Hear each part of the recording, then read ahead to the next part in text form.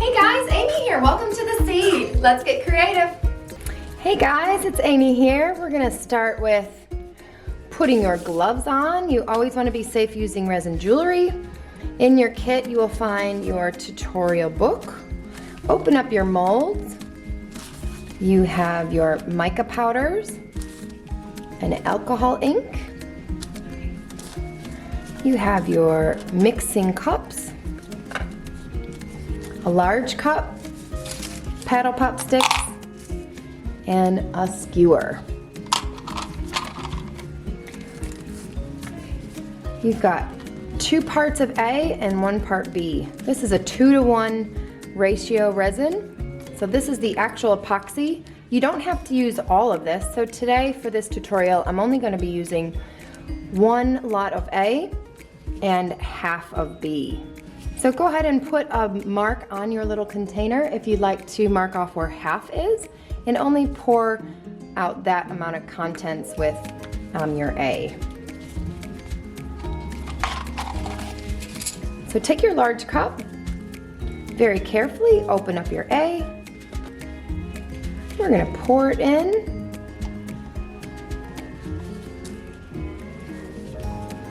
Go ahead and open up your B. We're gonna pour half in. And now you're going to very carefully stir for 3 minutes.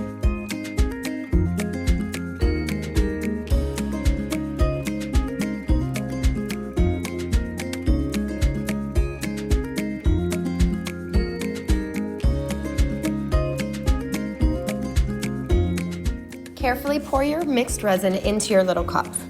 You don't have to pour equal amounts, so if you want more resin for a particular color, go ahead and pour a little bit more resin in a cup.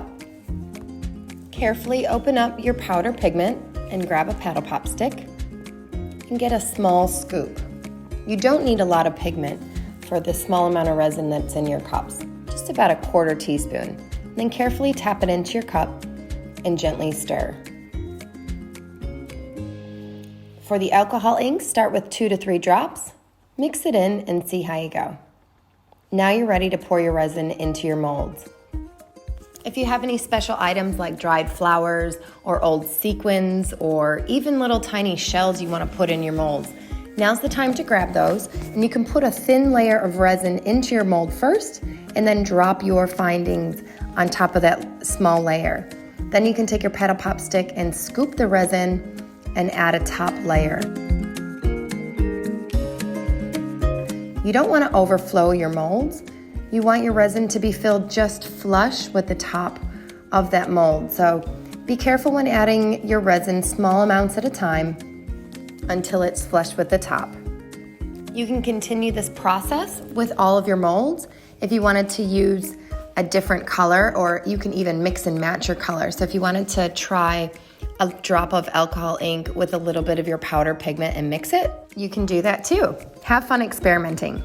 Now the last step is to seal it with your blowtorch. This isn't a requirement, however there are tiny little bubbles that you created when mixing your resin. So if you can ask mom and dad to please help you with this step, it's necessary to have a parent when you're using a flame. So here I'm just using a blowtorch that I got at Bunnings, and I'm just lightly grazing it with that flame on top just to pop any of those bubbles. If you have a blowtorch, this will work, a butane flame. You could try just a normal lighter, but I'm not sure if it will pop all of those little bubbles underneath the surface like the butane torch does. So again, please be careful when doing this last flame step, and make sure you're doing it with adult supervision. Continue adding resin into your little molds, and feel free to drop in alcohol ink, then use your skewer to mix the color around. Just be careful not to drop the ink into the other mold like I did in the video, but you can easily use a paddle pop stick and scoop that color into the mold like you see I did. So continue using up all your mixed resin in your molds, and then you want to put it into a safe place to cure for 72 hours. It's going to take a full 3 days for these to harden and not be tacky or bendy. So after the 3 days, you're gonna watch video 2, and I'm gonna show you how to turn these molds into functional jewelry.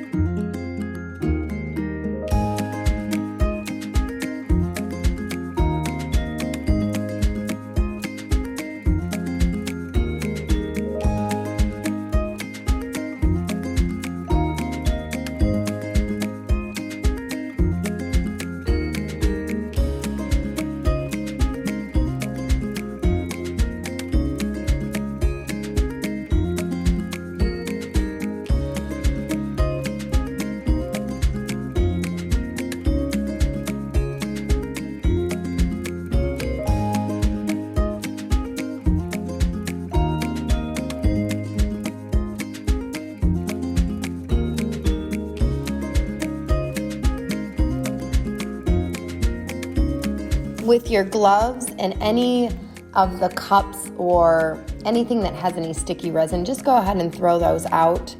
We do provide 2 pairs of gloves, so you have an extra pair to use for the next time. You can also use the used small cups that have resin in it. Just keep those out. Again, the resin will harden, and you can top up those cups with a new lot of resin if you choose to do this again. So again, thanks for watching, guys. I hope you had fun mixing, and just be careful not to touch any sticky wet resin. If you do, please wash your hands thoroughly with soapy water. If the tackiness is not going off your skin, then you can use a coconut oil or an oil-based product, and even putting a little bit of natural sugar or salt will actually take off any of that tackiness, and then you can just wash your hands. So I hope you had fun, and we'll see you for video 2 in a few days. Thanks, guys. Bye.